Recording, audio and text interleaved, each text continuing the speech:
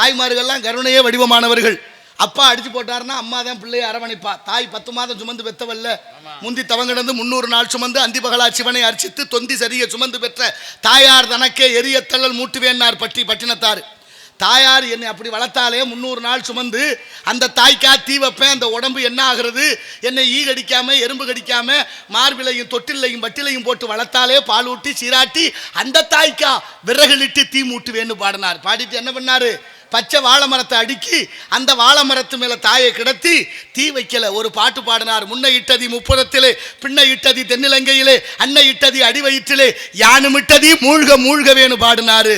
அந்த தமிழ் பாட்டு அந்த தாயை தகனம் செய்தது. தமிழ் படித்தா சோறு கிடைக்குமான்னு கேட்குறேன் பல பேர்.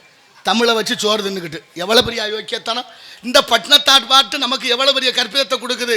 தாயை தகனம் செய்வதற்கு ஒரு 4 வரியில் பாட்டு பாடினாரு, அதுவும் சுத்தமான தமிழில். உடனே தீப்பற்றி எரிந்ததாக வரலாறு படிக்கணும். அப்படிப்பட்ட குழந்தையை பேணி காக்கும் இந்த சமூகம்